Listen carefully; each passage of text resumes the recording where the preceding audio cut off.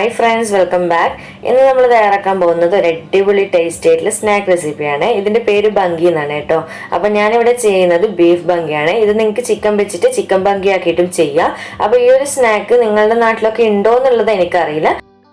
നമ്മുടെ നാട്ടിലൊക്കെ ഇത് പഴയകാല സ്നാക്ക് ആണെങ്കിൽ ഇപ്പോഴും ട്രെൻഡിങ്ങിൽ വരുന്ന സ്നാക്ക് എന്നൊക്കെ പറയില്ല. പഴയതാണെങ്കിൽ എപ്പോഴും പുതുമ കൊടുക്കുന്ന അതുപോലത്തെ ഒരു സ്നാക്കാണ് കേട്ടോ ഇത്. അപ്പൊ നമുക്ക് വീഡിയോയിലേക്ക് പോയാലോ. വീഡിയോയിലേക്ക് പോകുന്നതിന് മുന്നേ നിങ്ങൾക്ക് ഈ ചാനൽ ഇഷ്ടപ്പെടുന്നുണ്ടെങ്കിൽ പ്ലീസ് ഒന്ന് സബ്സ്ക്രൈബ് ചെയ്ത് സപ്പോർട്ട് ചെയ്യണേ. സബ്സ്ക്രൈബ് ചെയ്യുമ്പോൾ അതിന്റെ തൊട്ടടുത്ത് കാണുന്ന കുഞ്ഞു ബെല്ലൈക്കൺ ഇല്ല, അതിൽ ഓൾ എന്ന ഓപ്ഷൻ തന്നെ ക്ലിക്ക് ചെയ്യണേ. എങ്കിലേ ഞാൻ വീഡിയോസ് ഇടുന്ന സമയത്ത് നിങ്ങൾക്ക് പെട്ടെന്ന് തന്നെ നോട്ടിഫിക്കേഷൻ ആയിട്ട് കിട്ടുകയുള്ളൂ. അപ്പോൾ നമുക്ക് ഈ ഒരു ബങ്കിക്ക് ആവശ്യമായിട്ടുള്ള ഫില്ലിംഗ് ഒന്ന് റെഡിയാക്കി എടുക്കാം. അപ്പോൾ ആദ്യം തന്നെ ഈ ഒരു പാനിലേക്ക് ഞാൻ 2-2.5 ടേബിൾ സ്പൂണോളം ഓയിൽ ഒഴിച്ചു കൊടുക്കുന്നുണ്ട്. ഇപ്പൊ എണ്ണ അത്യാവശ്യം ചൂടായി വന്നിട്ടുണ്ട്. ഇനി ഇതിലേക്ക് 3 സവാള ഞാൻ ചെറുതായിട്ട് കട്ട് ചെയ്തിട്ട് ചേർത്ത് കൊടുക്കുന്നുണ്ട്. കൂടെ തന്നെ ഒരു അല്പം ഉപ്പ് ഇട്ട് കൊടുക്കുക. ഇതിന്റെ സവാള നന്നായിട്ട് നമുക്കൊന്ന് വഴറ്റിയെടുക്കാം. നമുക്കിതുപോലെ നന്നായിട്ട് മിക്സ് ചെയ്ത് കൊടുത്തതിന് ശേഷം നമുക്ക് അടച്ചു വെച്ച് കൊടുക്കുക. എന്നിട്ട് ലോ ഫ്ലെയിമിൽ ഇട്ടിട്ട് ഒരു 90% മാത്രം ഒന്ന് സവാള വഴറ്റിയെടുക്കുക. ഒരുപാട് വഴറ്റി വെള്ളം വരുന്ന രീതിയിലാക്കി എടുക്കരുത് കേട്ടോ, കാരണം നമുക്ക് ഫില്ലിങ്ങിനുള്ളതാണ്. അപ്പോൾ ഞാൻ ഇത് അടച്ചു വെച്ച് കൊടുത്തിട്ടുണ്ട്. ഇടയ്ക്ക് ഇതുപോലെ ഒന്ന് അടപ്പ് തുറന്നിട്ട് നന്നായിട്ടൊന്ന് മിക്സ് ചെയ്ത് കൊടുത്തു കഴിഞ്ഞാൽ നമുക്ക് പെട്ടെന്ന് തന്നെ സവാള വഴറ്റിയെടുക്കാൻ പറ്റും.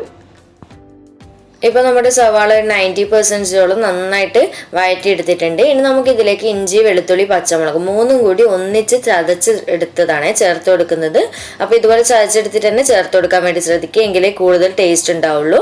അതുപോലെ തന്നെ ഞാനിപ്പോൾ ഒരു 1 to 1.25 ടേബിൾ സ്പൂൺ വരെ ചേർത്ത് കൊടുത്തിട്ടുണ്ട്. നിങ്ങളുടെ എരിവും ഫ്ലേവറൊക്കെ നോക്കിയിട്ട് ചേർത്ത് കൊടുക്കുക. എന്നിട്ട് നന്നായിട്ടൊന്ന് മിക്സ് ചെയ്ത് കൊടുക്കുക. ലോ ഫ്ലെയിമിലിട്ടിട്ട് ഇതിന്റെ പച്ചമണമൊക്കെ മാറി കിട്ടുന്നവരെ ഒന്ന് വഴറ്റിയെടുക്കാം.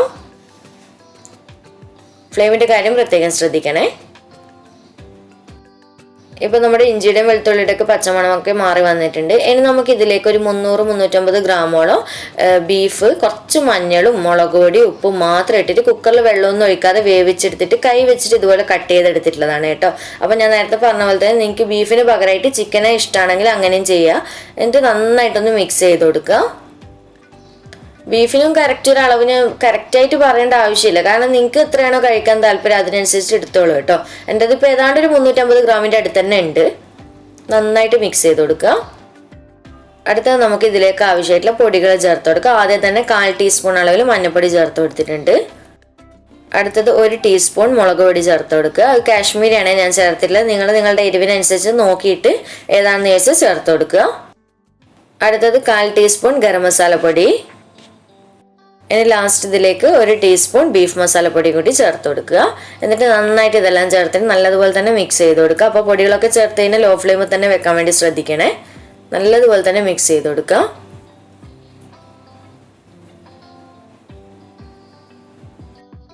പൊടികൾ ചേർത്ത് കൊടുത്തതിന് ശേഷം ഞാൻ 1-2 മിനിറ്റ് നന്നായിട്ട് മിക്സ് ചെയ്ത് കൊടുത്തിട്ടുണ്ട്. ഇനി ഞാൻ ഇതിലേക്ക് കുറച്ച് മല്ലിയിലും കുറച്ച് കറിവേപ്പിലും ഇതുപോലെ ചെറുതായിട്ട് കട്ട് ചെയ്ത് ചേർത്ത് കൊടുക്കുന്നുണ്ട്. എന്നിട്ട് നമുക്ക് നല്ലതുപോലെ തന്നെ ഒന്ന് മിക്സ് ചെയ്ത് കൊടുക്കുക. ഇനി ലാസ്റ്റ് ഇതിലേക്ക് ഒരൽപ്പം ഉപ്പിട്ട് കൊടുക്കണേ. എന്നിട്ട് നന്നായിട്ടൊന്ന് മിക്സ് ചെയ്ത് കൊടുക്കുക. ആവശ്യം എന്തെന്നുണ്ടെങ്കിൽ മാത്രം ഇട്ട് കൊടുത്താൽ മതി. ചെക്ക് ചെയ്തിട്ട് എന്നിട്ട് നന്നായിട്ടൊന്ന് മിക്സ് ചെയ്ത് കൊടുക്കുക. ഇനി നമുക്കിത് ലോ ഫ്ലെയിമിൽ ഇട്ട് കൊടുത്തിട്ട് അടച്ച് വെച്ചിട്ട് ഇതിൽ നിന്ന് ചെറുതായിട്ടൊരു ആവി വരും. നമ്മളൊരു 5 മിനിറ്റോളം ഇങ്ങനെ വെക്കുന്ന സമയത്ത്. അപ്പോൾ മസാലയൊക്കെ നമുക്ക് ഡബിൾ ടേസ്റ്റാണ് കേട്ടോ, ഡബിൾ സ്മെല്ലും ടേസ്റ്റും ഒക്കെ വരും. അതിന് വേണ്ടിയിട്ടാണ്. അപ്പോൾ ഇത് സ്കിപ്പ് ചെയ്യാതെ ചെയ്യണേ. ഇപ്പോൾ ഏതാണ്ട് ഒരു 5 മിനിറ്റ് ഒക്കെ ആയിട്ടുണ്ട്. അപ്പോൾ നമ്മുടെ ഫില്ലിങ് റെഡി ആയിട്ടുണ്ട് കേട്ടോ. ചെറുതായിട്ട് ആവിയൊക്കെ വരുന്നുണ്ട്, നിങ്ങൾക്ക് കാണാൻ പറ്റുന്നുണ്ടോ എന്ന് അറിയില്ല ക്യാമറയിലൂടെ. അപ്പോൾ നന്നായിട്ടൊന്ന് മിക്സ് ചെയ്ത് കൊടുക്കുക. ഇനി ഫ്ലെയിം ഓഫ് ചെയ്ത് കൊടുക്കുക. അപ്പോൾ ഇത്രയേ ഉള്ളൂ കേട്ടോ. അപ്പോൾ ഈ ഒരു ബങ്കിക്ക് ആവശ്യമായിട്ടുള്ള മാവ് അടുത്തതായിട്ട് നമുക്ക് കുഴച്ചെടുക്കാം. അതിനായിട്ട് ഈ ഒരു ബൗളിലേക്ക് ഞാൻ 2 കപ്പ് അളവിൽ മൈദപ്പൊടി ചേർത്ത് കൊടുക്കുന്നുണ്ട്. ഇതിലേക്ക് ആവശ്യത്തിനുള്ള ഉപ്പ് ചേർത്ത് കൊടുക്കുക. അടുത്തത് 1 ടേബിൾ സ്പൂൺ ഗീ ചേർത്ത് കൊടുക്കുന്നുണ്ട്. ഗീ ഇഷ്ടമില്ല എന്നുണ്ടെങ്കിൽ ഓയിൽ ചേർത്ത് കൊടുത്താൽ മതി. ഗീ ആകുമ്പോൾ ഒരു പ്രത്യേക ഫ്ലേവറും ടേസ്റ്റും കൂടുതൽ കിട്ടുമേ. നമുക്ക് കൈ വെച്ചിട്ട് നന്നായിട്ടൊന്ന് മിക്സ് ചെയ്ത് കൊടുക്കുക. അതിന് തന്നെ ഡ്രൈ മിക്സ് ചെയ്ത് കൊടുക്കുക. നമ്മുടെ ഉപ്പും ഗീയും ഒക്കെ ഒന്ന് പൊടിയുടെ എല്ലാ ഭാഗത്തും എത്തിക്കോട്ടെ. ഇനി നമുക്ക് ഇതിലേക്ക് കുറച്ചായിട്ട് വെള്ളം ഒഴിച്ചു കൊടുത്തിട്ട് നന്നായിട്ട് നമ്മൾ ചപ്പാത്തിക്കൊക്കെ കുഴച്ചെടുക്കണം. നല്ല സോഫ്റ്റ് ആയിട്ട് ആ ഒരു രീതിയിലൊന്ന് കുഴച്ചെടുക്കണം.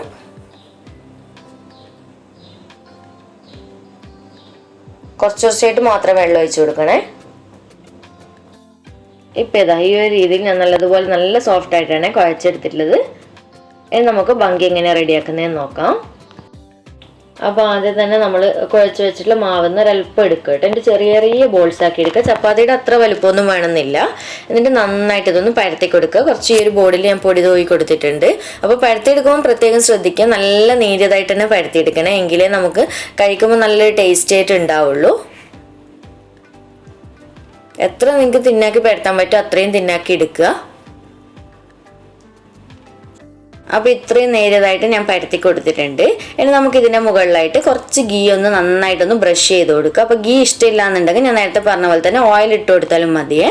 എന്നിട്ട് നേരെ പകുതിയായിട്ട് ഫോൾഡ് ചെയ്ത് കൊടുക്കുക. ഈ ഒരു രീതിയിൽ നിങ്ങൾ വീഡിയോ കാണുന്ന പോലെ ചെയ്ത് കൊടുത്താൽ മതിയേ. എന്നിട്ട് ഈ ഒരു അറ്റത്തും കുറച്ചൊരു ഗീ ഒന്ന് ഇതുപോലെ സ്പ്രെഡ് ചെയ്ത് കൊടുക്കുക. എന്നിട്ട് വീണ്ടും മടക്കിയിട്ട് ഈ ഒരു ട്രയാങ്കിൾ ഷേപ്പായിട്ട് ഈ ഒരു രീതിയിലാണ് വെച്ച് കൊടുക്കേണ്ടത്.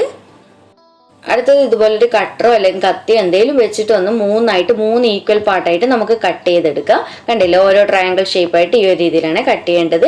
ഇനി നമുക്കിത് പരത്താൻ വേണ്ടിയിട്ട് തുടങ്ങാം. അപ്പോൾ നന്നായിട്ട് തന്നെ പൊടി ഇട്ട് കൊടുക്കുക ബോഡിയിൽ. എന്നിട്ട് നല്ലതുപോലെ തന്നെ ഈ ഒരു ഷേപ്പിനനുസരിച്ച് തന്നെ പരത്താൻ തുടങ്ങുക കേട്ടോ.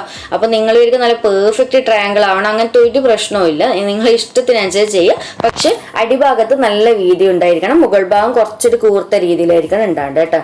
നല്ല ഭംഗിയിലും മൊഞ്ചിലും ഒന്നും വേണ്ട, നല്ല രീതിയിൽ കട്ട് ചെയ്തെടുക്കാൻ വേണ്ടി ഈ ഒരു രീതിയിൽ മാത്രം മതി. ഇപ്പൊ എന്റെ തന്നെ കാണുന്നില്ല നിങ്ങൾക്ക്. അപ്പൊ അടിഭാഗം ഇങ്ങനെ വീതിയിൽ വേണമെന്ന് പറയുന്നത് ഇവിടെയാണ് നമ്മൾ ഫില്ലിങ് വെച്ച് കൊടുക്കാൻ പോകുന്നത്. ഇനി നമുക്ക് നോക്കാം. ഇനി നമുക്ക് നമ്മൾ നേരത്തെ എടുത്ത് വെച്ചിട്ടുള്ള ഫില്ലിങ് ഇതുപോലെ കുറച്ചായിട്ട് വെച്ച് കൊടുക്കുക കേട്ടോ. ഒരുപാട് കട്ടിയിൽ വെക്കണം, നമുക്ക് റോൾ ചെയ്തെടുക്കാനുള്ളതാണ്. ഇത്രയും മതി. ഇനി നമുക്കിത് നന്നായിട്ടൊന്ന് ഈ ഒരു അറ്റം പിടിച്ച് നല്ലപോലെ ഒന്ന് പ്രസ് ചെയ്ത് കൊടുക്കുക. ഫില്ലിങ് പുറമേ വരാൻ പാടില്ല നമ്മൾ ഫ്രൈ ചെയ്യുന്ന സമയത്ത്, അതിന് വേണ്ടിയിട്ട്. എന്നിട്ട് ഈ ഒരു ഭാഗം നിങ്ങൾക്ക് വേണ്ടിക്ക് പരത്തി കൊടുത്തിട്ട് ഒരല്പം കൂടി നീട്ടം വെപ്പിക്കാം. എന്നിട്ട് വീണ്ടും കുറച്ച് ഗീ ഒന്ന് ഇതുപോലെ നന്നായിട്ട് ബ്രഷ് ചെയ്ത് കൊടുത്തതിന് ശേഷം നല്ല രീതിയിൽ നമ്മൾ റോളൊക്കെ ഫോൾഡ് ചെയ്തെടുക്കില്ല, ആ ഒരു രീതിയിൽ ഒന്ന് ചെയ്തെടുക്കുക. അപ്പോൾ ഇത്രയേ ഉള്ളൂ കേട്ടോ. നല്ല ഭംഗിയിൽ കാണാനായിട്ട് നമുക്ക് ഈ ഒരു ഇതിനെ ലെയറായിട്ട് കിട്ടാൻ വേണ്ടിയിട്ടാണ് നമ്മളിങ്ങനെ ഫോൾഡ് ചെയ്ത് കൊടുക്കുന്നത്. അപ്പോൾ ഇത്രയേ ഉള്ളൂ കേട്ടോ.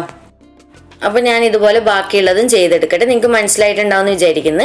അപ്പോൾ ഞാൻ വേറൊരു മെത്തേഡിലും കൂടി ഇതൊന്ന് റോൾ ചെയ്തെടുക്കുന്നത് കാണിച്ചു തരാം. അതിൽ നിങ്ങൾക്ക് ഏതാണോ കൂടുതൽ ഈസി ആയിട്ട് ചെയ്യാൻ തോന്നുന്നത് ആ രീതിയിൽ ചെയ്താൽ മതിയേ.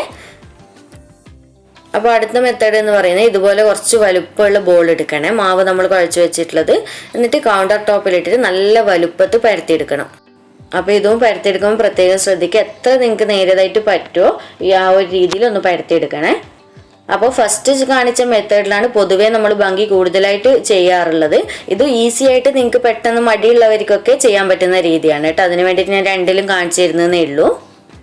അപ്പോൾ ഞാൻ ഇത് പരത്തിയിട്ടുണ്ട്. ഇത്രയും നല്ല വലുപ്പത്തിൽ തന്നെ പരത്തിയെടുക്കണേ. ഈ ഒരു വലുപ്പത്തിൽ ഞാൻ പരത്തിയെടുത്തതിന് ശേഷം നമുക്കിതൊരു കട്ടറോ കത്തിയോ എന്തെങ്കിലും വെച്ചിട്ട് ഓരോ പാർട്സ് ആയിട്ട് ഓരോ ട്രയാങ്കിളായിട്ട് കട്ട് ചെയ്തെടുക്കാം. അപ്പോൾ ഇത്രയും വലുപ്പത്തിൽ പരത്തിയത് കൊണ്ട് തന്നെ ഒരു 5-8 ട്രയാങ്കിൾ കിട്ടും. ഈ ഒരു രീതിയിൽ നേരെ ഓപ്പോസിറ്റ് ആയിട്ട് കട്ട് ചെയ്തെടുത്താൽ മതി.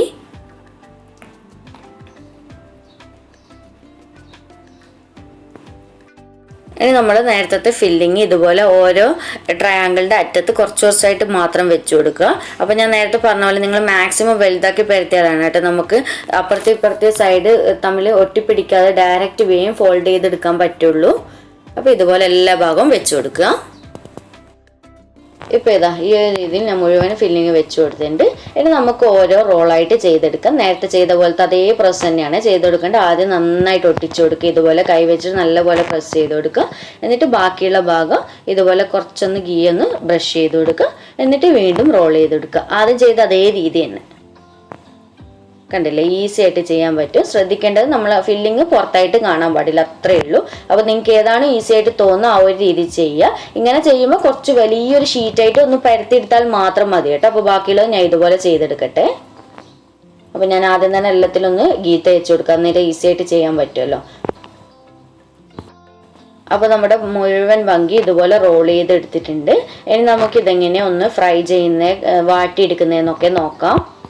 അപ്പോൾ നമുക്കിത് ഫ്രൈ ചെയ്യുന്ന മുന്നേ ആയിട്ട് ഒന്ന് വാട്ടിയെടുക്കണം. അപ്പോൾ ഞാൻ ഈ ഒരു പാൻ വെച്ച് കൊടുത്തിട്ടുണ്ട്. പാൻ ചൂടായി വരുന്ന സമയത്ത് ഒരു ലോ ടു മീഡിയം ഫ്ലെയിമിൽ ഇട്ടിട്ട് വേണം ഇതൊന്ന് വാട്ടിയെടുക്കാൻ വേണ്ടിയിട്ട്.